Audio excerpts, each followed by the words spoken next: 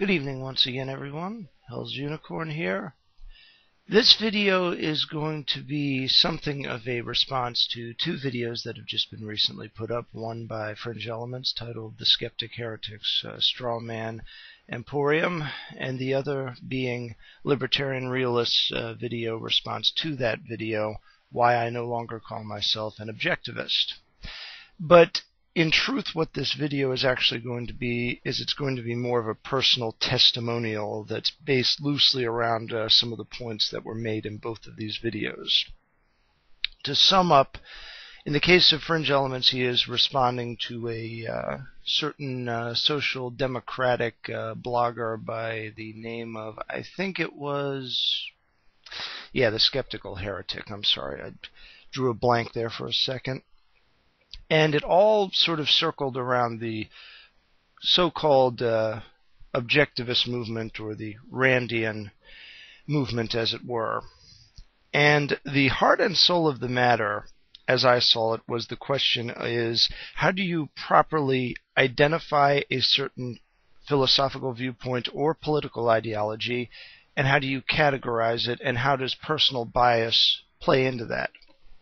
In the case of the Skeptical Heretic, he was making a very deliberate and disingenuous effort to sort of conflate objectivism with market anarchism, when in truth the two, while maybe comparable on some level, are utterly hostile to each other. As a matter of fact, I remember very clearly Murray Rothbard made a rather scathing article basically rebuking the entire objectivist movement as a bunch of Randian cultists. And he wasn't alone in his sentiments. He's just one of the more auspicious figures within what's known as market anarchism, at least here in the United States, and he did not exactly have the highest opinion of her movement, although he may have been a little bit more charitable with her as a person, so to speak. There's a lot of different theories about where Rand got her ideas from. I am more of the mindset that Rand was a culmination of a series of negative life experiences at the hands of Bolshevism and Stalinism, meshed together with some personal relationships that she formed with people of the Austrian School of Economics. As such, her philosophical movement, as it were, Objectivism, largely had a sort of Austrian tinge to it, though it wasn't a perfect representation of Austrian economics. And that was what initially drew me into Ayn Rand's literature. I don't think I could have ever called myself an objectivist per se, because I never identified myself as one, but I was taken in by the general tenets of the philosophy for the time, in most part because they were in strong concordance with the general Aristotelian concept of metaphysics and epistemology, and that was sort of my bread and butter at the time. This was back when I was in my early to mid-20s.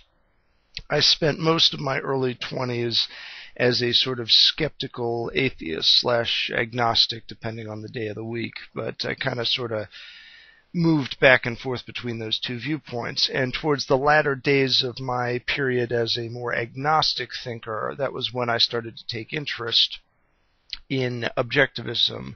And I didn't stop with Rand's novels or with some of her select nonfiction works, such as The Virtue of Selfishness, Capitalism, the Unknown Ideal, which I still actually occasionally read, mostly for reflective purposes, and a few others too, such as The Art of Fiction, The Art of Nonfiction, The Romantic Manifesto for the New Intellectual. I basically have Ayn Rand's entire repertoire in paperback from my time flirting with this particular philosophy going back about 10 years ago, roughly. And for me, it was something of a stepping stone, actually, and this is the point that I think I wanted to get into with regards to Fringe Elements' video, because he spoke towards the end of his video about how he viewed most objectivists and ex-objectivists as being, let's just say, his encounters with them were a little bit less than cordial, so to speak. So Speaking as someone who might be considered an ex-objectivist because of my in-depth study of the literature of the people associated with it, I like to think that I'm not a shitty person, as Ryan would care to assert, but at the same time I would say that at the time, to an extent, I was one. And it was probably not so much to do with the philosophy of objectivism. I don't think that objectivists, by and large, are shitty people per se, but I do think that a lot of them, particularly ones that are in the philosophy and then leave it, tend to be incredibly arrogant and cocksure. And I think this is less a reflection of the philosophy itself and more of the kind of people that the philosophy tends to attract. And most of this, I think, goes more around Ayn Rand's persona than it does with the actual tenets of the philosophy. Not all Aristotelians come off as shitty people to me, even though I have some huge problems with Aristotelian philosophy. As most of my regular followers will note, I'm more of a Platonic thinker when it comes to metaphysics and epistemology, but that's neither here nor there for this point of the video, so to speak. I can understand very easily how people can make false distinctions and false associations between differing ideologies that you're hostile to. I've fallen into this trap myself. But one thing about the Skeptic Heretics video that I had a pretty hard time stomaching was this whole assertion that he believed one thing and then he grew up. And I think Ryan did a very, very good job of addressing this. What does that mean to grow up? Because according to pretty much every atheist on YouTube that I'm aware of that has more than 10,000 subscribers, I'm a classic case of not growing up and yet getting older. Because I made the bounce from non-theism to theism, and eventually I landed in a very archaic and old-school version of Christianity that probably most people wouldn't touch with a 10-foot pole, even within the circles of modern Christian thought. Nonetheless, it's a very good question, and I think that the Skeptical Heretic has a little bit of explaining to do in this regard. What does it mean to grow up? I'd really like to hear an answer to that question, because it'll be the first time that I think I've ever heard an answer that didn't involve some form of an evasion.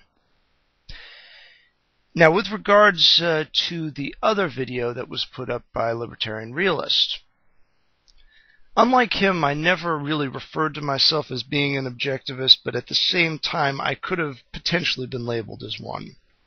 And I think a lot of it circled around my interests at the time. I was particularly interested in getting together as much literature as I could to validate certain views that I had about politics at the time, and I found a good deal of that within objectivist circles, not just with Ayn Rand, but also with the early writings of Nathaniel Branden, with the one little essay that was in Capitalism, the Unknown Ideal, which, the Antichrist, Alan Greenspan, had penned back when he had a little bit more common sense about the nature of money and how it's supposed to function. And also I read select works by Gary Hull, Leonard Peikoff, and a couple others. One of the things that I think often gets missed, and I think I have more of an appreciation of this because I was actually somewhat active within the broader objectivist mindset during the early to mid-2000s, is the way that the movement has changed since Ayn Rand's death. And I think this is what the Skeptical Heretic kind of unintentionally fell into when he was trying to make a obviously false distinction between objectivism and Randian objectivism. The truth is that objectivism itself is nothing more than a reassertion of some of the basic tenets of orthodox Aristotelian thought. It's the notion that there is a real perceivable world, and that what our senses perceive is actually the real thing. There's no need to get into anything else beyond that. And because of that, we can come to a certain certitude about things, and there's no further debate in the matter. I tend to think a little differently because some of the conclusions that they come to are indefensible, specifically the argument that we're born tabula rasa, and arguments that we only attain knowledge via experience, as opposed to there being no specific inner innate qualities that we carry from our parents and from previous generations, which is something that I think the field of genetics has proven to be pretty well a false viewpoint of the world. But moving on. I generally tend to think of people that kind of grab onto the objectivist mindset and kind of argue it tooth and nail to be people that have just sort of stepped out of the confines of what you get subjected to in public school, which is mostly collectivist propaganda. And this is the easiest thing to grab onto because the people that are really the prime movers in the overall movement, people like Leonard Peikoff and Ayn Rand before him, are pretty easily understood. Atlas Shrugged is a insufferably long venture if anybody wants to read it, but most people usually have the fortitude to get through it. But her other works, We the Living, Night of January 16th, and Anthem, are very easy to read, and it's very easy to get a clear and concise view from a sort of Aristotelian realist mindset. Aristotelianism is basically, on a sort of profane and vulgar explanation of it, it is accepting things how they are. Some might view it as simplistic, but at the same time, there is a lot of nonsense that tends to get filtered out when you take that kind of mindset. And in most things, it's generally a good idea to trust your senses. There are obviously exceptions to the rule, and I think that the Aristotelian school's inability to address these exceptions properly is a major problem. For instance, when arguing the tabula rasa argument, they argue that we are blank slates, but they fail to address the problems with the analogies such as, where is the quill and the ink that fills the slate? How does the quill and the ink know what to write? And how is it that we don't end up with just miles and miles of gibberish painted across the tableau, so to speak? And this is what ultimately led to me moving out of Aristotelian thought when I was in my mid-20s, probably around 26, 27, close to the time that I actually started blogging here on YouTube and became something of a shill for the Ron Paul 2008 cause. But I can understand how people can misidentify objectivism, and I also at the same time understand how people can get into it and then get out of it, and they don't necessarily end up being overt morons like some of the bigger names on YouTube that Ryan alluded to in his video, specifically people like The Amazing Atheist, a couple others like him. I mean, I can't remember all the names per se, but most of the people have made very explicit mentions of this in their videos, and since they're well watched, most people have an idea of who I'm talking about. And if not, this is a direct response to Fringe Element's video, and I definitely recommend everybody watching this video watch that one also. Objectivism, as far as I'm concerned, is a middle ground between old guard conservative and somewhat classic liberal leaning ideas in general.